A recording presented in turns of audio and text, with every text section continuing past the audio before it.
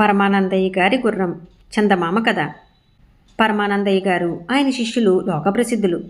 ఒకరోజు గురువు శిష్యులు మఠంలో కూర్చుని ఉండగా ఒక శిష్యుడికి ఒక గొప్ప ఆలోచన వచ్చింది. వాడు మిగతా శిష్యులతో, మన గురువుగారు చాలా గొప్పవారు, వారికి తెలియని విషయం లేదు, వారికి వృద్ధాప్యం వచ్చేస్తున్నది, వారు కాలినడకన ప్రయాణాలు చేయలేకుండా ఉన్నారు, అందుచేత ఎలాగైనా వారికి ఒక గుర్రం కొనిపెట్టాలి అన్నాడు. శిష్యులందరూ ఈ సూచన బాగున్నదని ఏకగ్రీవంగా ఒప్పుకున్నారు. గురువుగారైన పరమానందయ్య గారు కూడా, అలాగే కానియండి, మీ వంటి శిష్యులుండగా నాకు లోటేమిటి అన్నాడు. ఎత్తు, లావు, పొడుగు, వెడల్పు, రంగు సరిగా ఉండే మంచి గుర్రాన్ని చూసి సంపాదించడానికి 2 శిష్యులు నియోగించబడ్డారు. ఈ 2 శిష్యులు బయలుదేరి వెళ్ళగా వారికి ఒక కోనేరు పక్కన పచ్చటి పొలాలు, ఒక పొలంలో మేస్తూ కొన్ని గుర్రాలు కనిపించాయి. గుర్రాలు మేసే ప్రదేశంలోనే అనేక గుమ్మడి పాదులు, వాటికి పెద్ద పెద్ద కాయలు ఉన్నాయి. గుర్రం కొనాలంటే చాలా డబ్బు ఖర్చు అవుతుంది. ఇక్కడ గుర్రపు గుడ్లు చాలా ఉన్నాయి.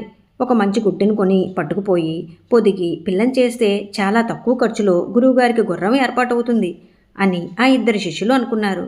వాళ్ళు గురువుగారి వద్దకు తిరిగి వెళ్ళి, అయ్యా, ఒకచోట మాకు గుర్రాల గుడ్లు కనిపించాయి, ఒక గుడ్డు కొని పొదిగి పిల్లని చేస్తే మనకు చవకగా గుర్రం వస్తుంది, ఏం సెలవు అని అడిగారు. బేష్, మీ ఆలోచన దివ్యంగా ఉంది, కానీ గుర్రం గుడ్డును పొదగటం ఎలా అన్నాడు పరమానందయ్య గారు.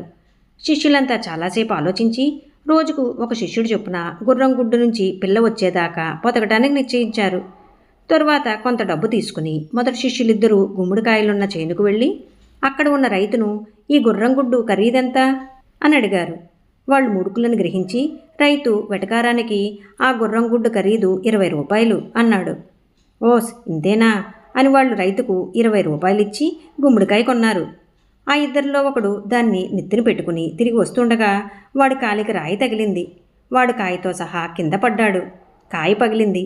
అదే సమయంలో సమీపంలో ఉన్న కుందేలు ఈ అలికిడికి భయపడి పొదలో నుంచి బయటకు వచ్చి పరిగెత్తసాగింది.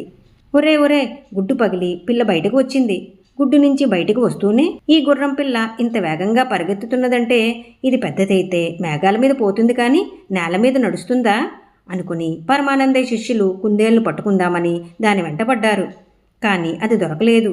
శిష్యులు ఒకచోట ఊపిరి అందేదాకా విశ్రాంతి తీసుకుని తాపీగా మఠానికి తిరిగి వెళ్ళి జరిగిన సంగతి మిగిలిన శిష్యులకు గురువుగారికి తెలిపారు. పోనివ్వండి, ఏం చేస్తాం, ఇంతకు నాకు గుర్రం ఎక్కే అదృష్టం లేదు అని పరమానందయ్య గారు తన శిష్యులను ఓదార్చాడు. ఈ కథ మీకు నచ్చినట్లయితే లైక్ చేయండి, షేర్ చేయండి. మరిన్ని మంచి కథల కోసం మా సంపత్ ఛానల్ని సబ్స్క్రైబ్ చేసుకోండి.